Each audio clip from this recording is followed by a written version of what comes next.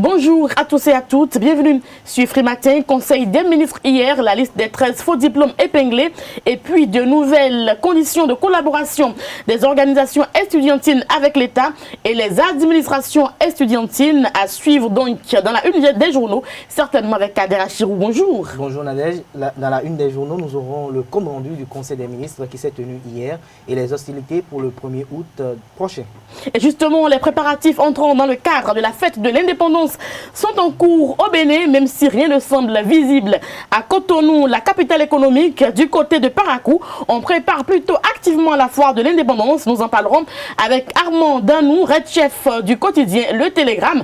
Et puis, Aurel Kwasi est là pour nous présenter le journal. Bonjour. Bonjour Nadège, je vous ferai part également des décisions issues du Conseil des ministres. Merci à vous. Dans un instant, le journal avec Aurel Kwasi, Billy Laibi nous présentera pour boucler la boucle les prévisions astrologiques. Bienvenue sur Free Matin, voici la pub.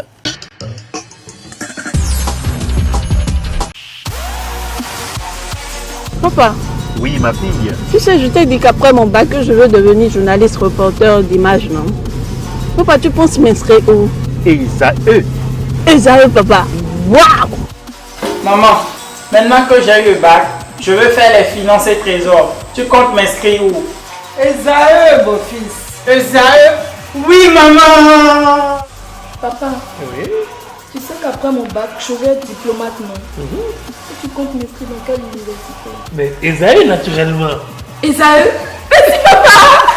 À ESAE, vous êtes formé, bien formé dans les filières comme administration du travail et de la sécurité sociale, administration générale et territoriale, administration des impôts, gestion des marchés publics, planification et développement local, droit et sciences politiques, sciences économiques et de gestion. ESAE, c'est aussi sa télé numérique ESAE TV et son journal L'Informateur. ESAE, c'est à Bedjromede, 3e rue après le carrefour 16 ampoules allant à Jericho. Numéro de téléphone 98 98 14 00 96 80 55 11 90 93 65 21. ESAE, l'excellence a un nom. Kader Achirou à nouveau, bonjour. Bonjour Nadège, à nouveau bonjour, chers amis internautes, bonjour. La Nation titre en manchette, Conseil des ministres, liste de 13 faux diplômes épinglés. Le Bénin intelligent, Coton, Mathieu Adjovi accomplit la prophétie de Talon, toujours à la une du journal. Parti social-démocrate, la guerre totale. La tribune de la capitale, pour non-respect de leur statut particulier, grogne au sein des fonctionnaires de la police nationale. La boussole en deuxième titre à la une titre. Conseil des ministres, 13 détenteurs de faux diplômes détectés et radiés de la fonction publique. La nouvelle génération, lancement des routes Porto Novo à Komisrete et Pobé à Diawere Ouenhi. Talon et son ministre Réroumain portés en triomphe à Porto Novo. Matin libre en manchette titre.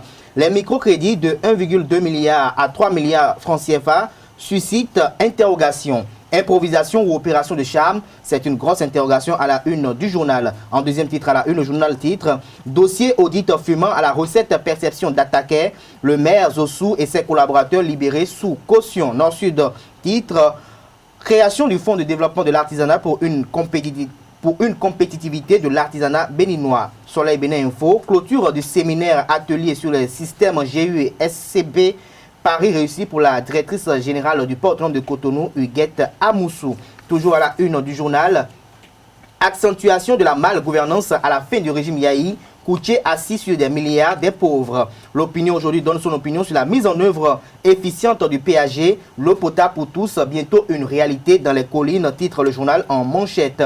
Le Béninois libéré libère en manchette ce jour, décision courageuse du gouvernement en conseil des ministres d'hier, la liste des fonctionnaires radiés de l'administration pour faux diplômes, toujours à la une du journal.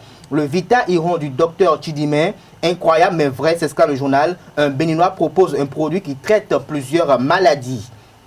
Le meilleur, commune de Ouida, une semaine après la signature de la charte du G12, Venance Ingla va-t-il ravaler ses vomissures? S'interroge le journal, toujours à la une du journal. Forum régional des acteurs, des intervenants dans le domaine de la transformation des produits agricoles, halieutiques et artisanaux, l'autonomisation des femmes dans l'espace CE2AO au cœur des échanges. Fraternité pour finir, l'Afrique en marche de Olusegun Obasanjo, les leviers de la gouvernance talon pour un Bénin prospère. Les explications de Agbenonsi Obasanjo et Tevo Edjire apprécient. Toujours à la une du journal. Communication pour la promotion de la nutrition au Bénin. Le SPCAN responsabilise les acteurs sur la stratégie nationale. Merci à vous, Kadera Chirou. C'était donc là la une des journaux parus sur l'ensemble du territoire national. Ces quotidiens sont disponibles en kiosque sur toute l'étendue du territoire national et puis aussi en ligne donc sur Internet. Aurel Kwasi va nous présenter le journal sur Free Matin.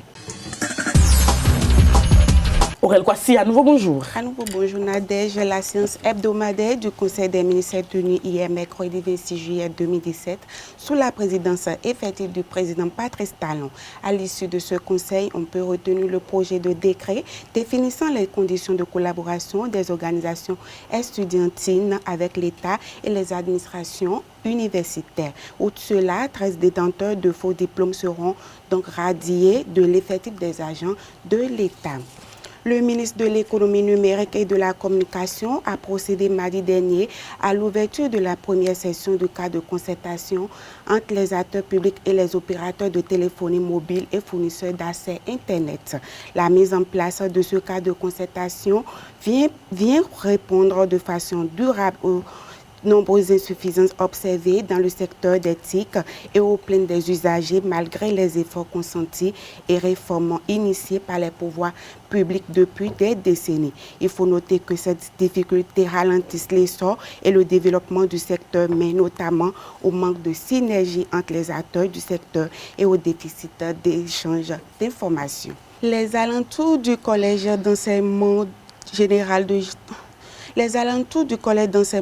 de Dantokpa sont très insalubres. C'est le constat effectué par une équipe de nos reporters dans l'après-midi de ce mercredi. Sachez état d'ordures le long des voies eaux usées stagnées, ça et là, avec une puanteur très impressionnante, repousse toute personne étrangère. Au milieu de cette chaleur et de toutes ces odeurs et détritus indescriptibles, les habitants vaquent à leurs occupations. Reportage. Aux alentours du CEG d'Antokpa, l'insalubrité règne en maître. Des tas d'ordures d'immondices, entassés dans des sachets, des eaux usées déversées dans des caniveaux un peu partout, constituent un véritable calvaire. Une situation qui n'est pas du tout commode et favorable aux riverains qui viennent s'installer pour des activités génératrices de revenus. À Tokpa ici là, si on est en train de travailler pour laver tout, les choses là, les gens reviennent encore pour verser dedans. Donc c'est pour ça que nous-mêmes on laisse ça, mais ce n'est pas bon. Regardez, ce n'est pas bon. Il y a tout des saletés dedans.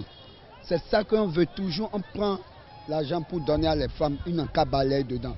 Sauf là, ils ont perdu le compte de mes togs, mais je crois au final, ils bendent les gens, ils ont compté mes autres samedi. Ils ont bien cuit. Mais il y a mais les bons, ils ont clos tout, mais ils ont bien sous compte, ils ont go.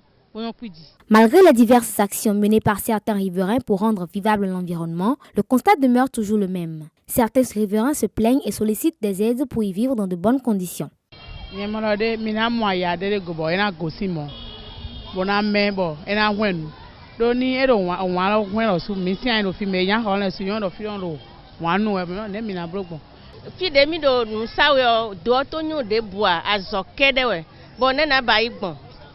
Fide mina no bona san bona bon da ko mi mamu bo mi lo trito le doato le san wa mi abanya jo ne mi aten dra doato ne mi alo mi la ten dia fide mi amoko mi mondo temewa elanyo. Un appel est ainsi adressé à tous et au gouvernement afin de rendre propre l'environnement de l'alentour du CEG d'Antokpa. La ceinture de sécurité est un élément capital de sécurité dans tout véhicule. Le port de cette ceinture par le conducteur et tous les passagers est obligatoire selon les prescriptions et recommandations du code routier et dans les divers centres de formation en conduite. Il protège du choc d'un accident et du risque de gestion du véhicule. On écoute Georges Anagoun pour plus d'explications. À l'intérieur du véhicule, la ceinture de sécurité est la meilleure protection qu'il puisse avoir à l'intérieur, lorsque vous êtes à l'intérieur du véhicule. Donc il faut comprendre qu'on parle de sécurité passive. En fait, la ceinture de sécurité n'empêche pas que l'accident survienne. C'est pas ça le jeu. Mais la ceinture de sécurité intervient lorsque l'accident a lieu. Lorsque vous êtes dans le véhicule et que l'accident a lieu, Et souvent, observez que lorsque, par exemple, votre véhicule passe dans les trous et que vous voulez mettre votre ceinture de sécurité, vous allez voir que la ceinture se bloque. La ceinture se bloque et ça fait que nous devons comprendre que lorsque vous portez votre ceinture de sécurité, le dispositif est fait en sorte que lorsqu'il y a un choc, la ceinture se bloque. C'est automatique. Elle ne se déroule plus pour vous permettre de balancer. Aujourd'hui, vous avez vu, on met des dispositifs comme airbag dans le véhicule. C'est pour amoindrir le choc. C'est pour vraiment amoindrir le choc que ces éléments de sécurité passive sont disposés dans un véhicule donné. Alors, la ceinture de sécurité, elle, lorsque vous la placez correctement dans la voiture, quand la voiture a un choc, ça empêche que vous soyez propulsé vers l'avant du véhicule. Ce sera tout pour ce matin. Merci de l'avoir suivi. Merci à vous, Rel Kwasi, pour la présentation. Il faut prendre rendez-vous avec la grande édition du journal à partir de 19h sur Ezaï TV. Nous allons passer à présent au débat sur Free Matin. Le débat sur Free Matin, les préparatifs entrant dans le cadre de la fête de l'indépendance sont donc en cours et le Conseil des ministres d'hier est revenu d'ailleurs sur ça. Armand Danou, vous êtes chef du quotidien Le Télégramme. Bonjour. Bonjour Nadège. Bienvenue sur Free Matin. Kader Achirou, bonjour à nouveau. Donc nous ferons le débat par rapport au 1er août. Alors Armand, le 1er août, est-ce qu'on sent ça vraiment à Cotonou, au Bénin? À Cotonou, moi je ne sens pratiquement rien à Cotonou. On ne voit aucune fête venir. Je pense que les 5 ou 4 jours qui restent là nous permettront de voir, de sentir un peu cette fête à Cotonou. Encore que c'est à Cotonou que les festivités ont été programmées. Je pense qu'il est tout à fait normal qu'on sente la fête à Cotonou. Même si on a l'impression que la fête nous a surpris au Bénin. Vraiment, on a vraiment l'impression, même si la foire de l'indépendance est à Parakou, puisque c'est cette foire-là qui donne beaucoup plus d'engouement à la chose. Mais maintenant, c'est décentralisé. Je pense que... C'est peut-être une occasion pour le chef de l'État de se rendre à Parakou aussi. Bon, ça peut être une seconde fois, parce qu'il a déjà été là-bas. Donc, une fois en plus d'1 an quand même de gestion. Ça fait la deuxième fois peut-être qu'il sera du côté de Parakou. On attend bien de voir. Il ne sera pas à Parakou parce que lui n'a pas d'hélicoptère pour se déplacer, il n'aime pas les hélicos. Et je pense que se déplacer en voiture pour un chef d'État pour aller à Parakou, c'est plusieurs heures d'horloge. Je pense que Patrice Talon ne va pas... Il n'est pas de ce genre. Il peut garder son smartphone dans la voiture en train de faire peut-être des vidéos WhatsApp comme il a dans l'habitude. Il peut rester dans sa voiture et faire peut-être une vidéo comme les jeunes on a l'habitude de faire pour dire bon, qu'il est à Parakou, mais il ne sera pas à Parakou, peut-être en voiture. Il ne sera certainement pas à Parakou, parce qu'on ne sait jamais. Le président peut nous surprendre. Je pense que Kader ne détient pas l'agenda du chef de l'État. Encore moins. Il n'est pas question de dire qu'il ne sera pas à Parakou. Mais il peut vous surprendre. Mais par rapport comment on appelle, à l'organisation de la fête nationale, je pense qu'on nous a prôné l'idéal. Et je pense que c'est ce que les Béninois doivent aussi s'attendre. Parce que pendant longtemps, on a reproché à Boniaï l'hyper-communication et l'hyper-médiatisation de tout événement. Alors, on est dans la dynamique de voir aujourd'hui, parce que quand vous dites qu'il y a hyper et qu'on veut faire la normo, vous voyez déjà ce qui est dans la normo. La normo, c'est déjà presque la quasi-absence de communication. Alors aujourd'hui, nous sommes dans une dynamique avec le chef de l'État qui ne veut pas du tout donner une certaine visibilité aux différentes actions du gouvernement. Nous avons une fête nationale qui approche, mais la ville est calme. Rien ne va. Rien ne va parce que les diverses conjonctures sociales sont détériorées. Dans le marché, les gens crient mévente. À la mévente, comme d'habitude d'ailleurs. C'est vrai que c'est comme d'habitude d'ailleurs, mais aujourd'hui, c'est que le problème est criard. C'est-à-dire, on aurait espéré voir comment la situation quand même aller un peu de façon ascendante ou bien évoluer en dents de scie. Mais aujourd'hui, ça n'évolue pas en dents de scie. Le chef de l'État est conscient de la situation et il a dit qu'il fera des efforts. Il a dit qu'il fera, nous sommes en train de vouloir faire 2 ans. Je pense qu'on va toujours nous dire il fera, et ça fera 3 ans, 4 ans, 5 ans, et le bilan sera là. Et la lourde tâche et responsabilité reviendra à celui qui va prendre les rênes, comme on appelle, du pouvoir en 2021, qui aura, comme on appelle, l'obligation légitime de pouvoir réparer toutes ces erreurs. Et je pense que ça nous fera alors 10 années de recul, parce que nous aurons 10 années où nous serons quand même au point mort. Et je pense que ce n'est pas ça le problème.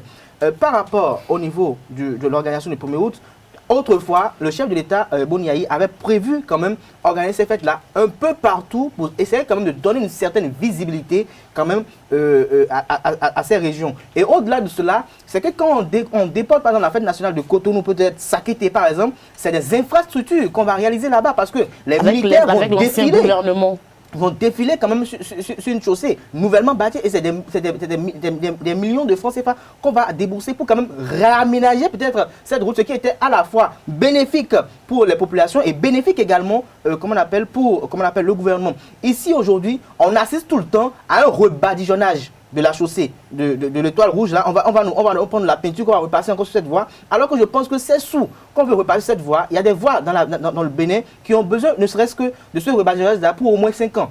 Parce que chaque année qu'on se mette sur ce axe-là, qu'on dise qu'on veut badigeonner la voie, on bloque la circulation. Alors que Cotonou est une grande ville et Cotonou, vous avez bloqué la circulation, bloqué l'étoile rouge pour une fête nationale pendant 4 ou 5 jours. C'est un véritable calvaire.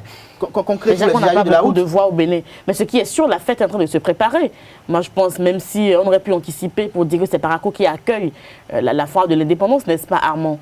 La fête est en train de se préparer. Moi, je pense, Nadège, qu'il ne faut pas aller de gauche à droite dans ce débat-là. Et si toutefois il y a d'autres aspects à aborder, je pense que d'autres occasions se présenteront. Par rapport à la préparation du 1er août, je pense que le nécessaire sera fait. Le nécessaire qui sera fait, c'est que il faut d'abord retenir que ce qui donne beaucoup plus d'engouement à cette fête, ce qui donne la couleur qui fait ressentir cette fête-là dans une ville, c'est beaucoup plus la foire de l'indépendance. Et aujourd'hui, accepter tout au moins qu'il y ait ce silence-là à Cotonou, parce que dans les années antérieures, lorsqu'il y a la foire au stade de l'amitié, vous savez très bien l'animation qu'il y a dans la ville. Et comment le monde, tout le monde va vers ce centre-là. Aujourd'hui, on a décentralisé, on envoie ça à Parakou. Retenez tout simplement qu'il y aura d'animation à Parakou. Mais n'empêche quand même qu'il y a des animations au stade. Au stade, il y aura des petites animations quand même. Nadège, au stade, il y aura de l'animation, mais ce ne sera pas comme les années antérieures, Kader. Maintenant, Kader évoquait tout à l'heure la célébration tournante organisée par le régime antérieur. On sait ce que ça nous a donné. On sait ce que ça nous a laissé comme chantier éléphant blanc.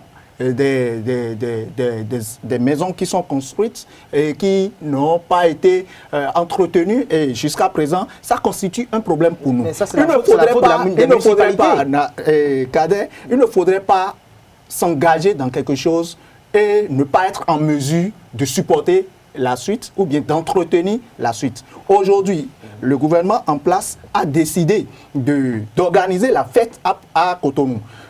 Il y a de cela quelques mois, tout le monde s'attendait à ce que la fête soit organisée à Porto-Novo. Mais à Porto-Novo, vous voyez l'état de la voie. Prenez le tronçon Wando-Cinquantenaire. Ce n'est pas du tout la joie. On ne peut pas organiser une fête d'indépendance. Ça se prépare. Permettez-moi, s'il vous plaît. Il y a un projet en cours. Il y a un projet en cours d'aménagement des tronçons de Porto-Novo.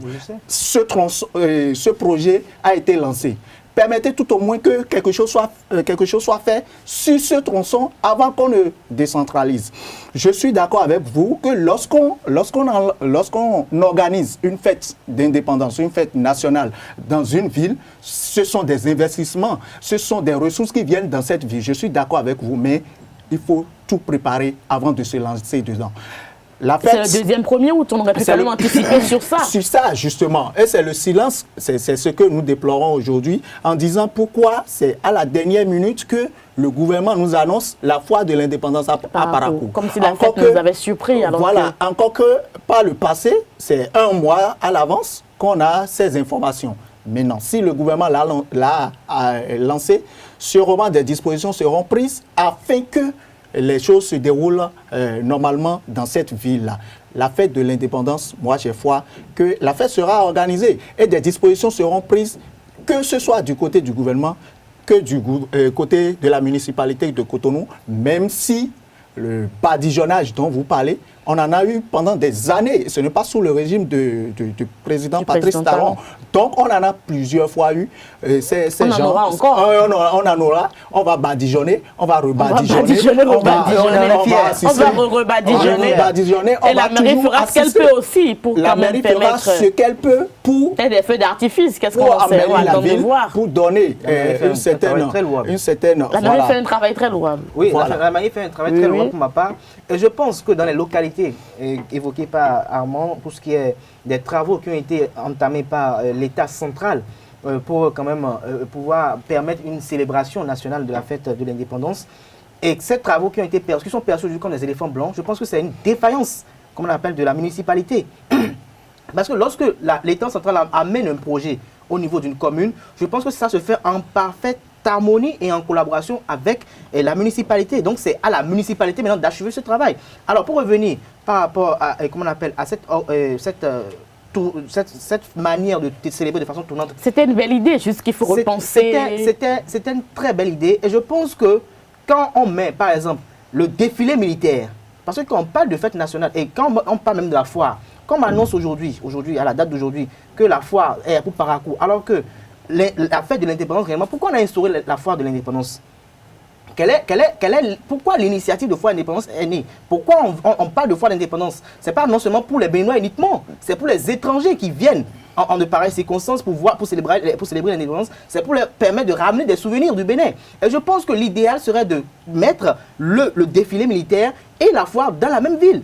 Vous n'allez pas voir quelqu'un venir à Cotonou et dire qu'il veut prendre... Vous savez, quand quelqu'un dit qu'il veut prendre, il est venu à Cotonou parce qu'on a annoncé dans le Conseil des ministres qu'il y aura une délégation suisse à Cotonou pour, comment on appelle, assister aux manifestations. Les Suisses nous aiment bien quand même. Ah oui, ils nous aiment très bien. Ils nous aiment très bien. Nous sommes même bientôt Suisses, comment on appelle? C'est de bonnes relations. Mais le problème aujourd'hui, cette délégation qui viendra à Cotonou aura un agenda très chargé.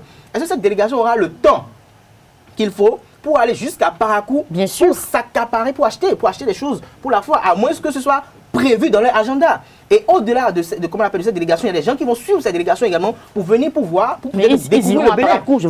Est-ce que l'agenda leur permettra? Parce que quand on vient, il y a des relations diplomatiques qu'il faut gérer, il y a des contours étatiques qu'il faut gérer. Donc je pense qu'il y a tous ces enjeux qui concourent. Alors pour moi, l'idéal pour moi serait quand même de déporter également le défilé militaire à Parakou, ce qui permettrait de centraliser le tout à Parakou. Certainement que Parakou n'a pas peut-être les infrastructures pour accueillir le défilé militaire. Une grande ville. Parakou est une grande ville. Beaucoup de sécurité pour accueillir. Et Boniaï l'a fait. Donc je pense que le fait à Parakou serait quand même l'idéal. Et je pense que... Mais pour l'instant, c'est à Cotonou, le défilé militaire. Je pense qu'on doit prôner, pour moi, Kadé Achirou, on doit prôner cette idée comment on appelle, de célébration tournante. Et ça doit être même prévu un an à l'avance. C'est déjà un effort que maintenant il envoie la foire à Parakou. Au 1er août, là, on le dit. Le président Talon va y arriver. À telle date. Et là, déjà, on prépare les infrastructures pour accueillir l'événement. Et là, ça permet, c'est bénéfique aux populations. Merci à vous, Kadé Achirou. On vous aura compris sur ce plateau. Amandano, dernière question. Qu'attendez-vous du discours du chef de l'État à la veille du 1er août? Vous pensez qu'il abordera des sujets quand même qui nous préoccupent? Donc ça fait partie de l'une des préoccupations des Béninois, puisque avec l'actualité enrichie par le déplacement, le voyage du chef de l'État, tout le monde l'attendait dans un discours. Se prononcer, parler au peuple béninois. On attend bien de voir ce qu'il va nous dire. Ce qui est sûr, il va nous souhaiter une très bonne fête et revenir peut-être sur certains points qui lui tiennent à cœur. Des projets à venir. Peut-être des mesures sociales aussi, parce que on remarque quand même que le social est en train de prendre le terrain. Et je pense qu'il aura également à nous faire rêver également. À nous faire rêver. Ça là, le Bénin, nous avons besoin de rêver parce que nous voulons le développement de notre pays. C'est encore possible, bien sûr. Bien sûr. Donc, on va se révéler. On ne cessera jamais de rêver, on va toujours continuer de rêver et le chef de l'État viendra sûrement le 31 juillet prochain nous rassurer, nous inviter à beaucoup plus rêver, à être positif, optimiste pour notre pays et à ne pas toujours chercher des histoires là où il n'y en a pas. Parce qu'aujourd'hui, on constate dans des propos, dans des actions qu'il y a certains Béninois qui, apparemment, ils n'ont pas la nationalité béninoise. On se pose cette question-là. Qu'est-ce qu'ils veulent véritablement pour leur pays? Le développement. Le développement. Comment? Et puis, il faut accepter les réformes de l'autre. Il faut l'accompagner dans ces... Voilà, jusqu'au bout, et maintenant voir ce que ça donne. Mais en amont, on ne veut pas se lancer dans ça. En amont, il faut se prêter à des idées, des intentions. Moi, je pense que le mieux, c'est d'accompagner le régime en place, de l'accompagner jusqu'à un niveau donné et lui demander des comptes à la fin. Merci à vous, Armand Danou. Kader Achirou, merci. C'était le débat sur Frématin. Je rappelle que Armand Danou est chef du quotidien Le Télégramme. Il était avec nous sur ce plateau pour faire le débat. Nous allons suivre de très près donc ce discours du chef de l'État. Nous allons revenir encore sur ce plateau pour décrypter donc ce discours. Place à présent aux prévisions astrologiques avec Billy Laibi. Billy Laibi, bonjour. Bonjour Nadège. Bonjour chers amis internautes. Voici ce que nous prédisent les astres. Amis Bélier, ne racontez pas vos malheurs aux autres. Taureau, ne laissez pas vos affaires s'embourber dans la routine et la négligence. Gémeaux, vous franchirez un palier évolutif important avec un peu de lucidité. Cancer, ne cherchez pas la facilité mais l'efficacité. Amis Lion, débarrassez-vous une bonne fois pour toutes de vos problèmes du passé. Amis Vierge, partagez votre joie autour de vous. Amis Balance, n'espérez pas de gros bénéfices en mettant en jeu votre capital ou votre patrimoine. Scorpion, défendez vos droits légitimes avec détermination. Défendez vos droits légitimes avec détermination, mais sans agressivité. Amis Sagittaire, vérifiez par vous-même les moindres détails de vos projets si vous voulez les voir aboutir. Capricorne, la malchance n'est pas plus certaine que la chance. Verseau, méfiez-vous de toute votre susceptibilité qui complique vos rapports. Enfin, Poisson, on ne pourra pas vous reprocher d'être trop impulsif. Ce sera tout pour la prédiction des astres de ce jour.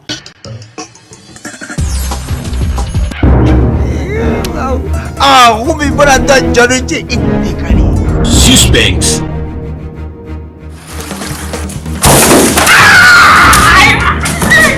Papa, mais qu'est-ce qu'il t'a fait? Drame.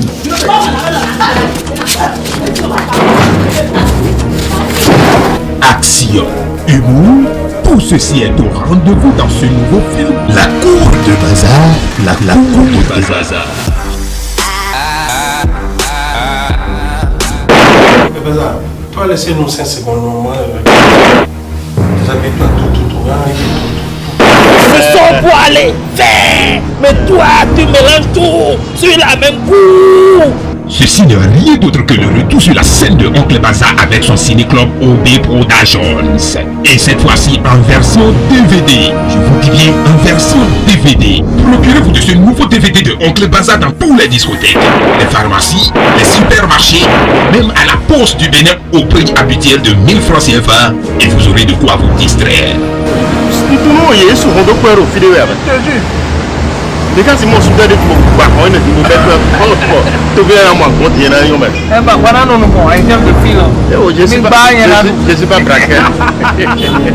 C'est la fin de Frématin aussi. À demain pour un autre numéro de l'émission. Au revoir.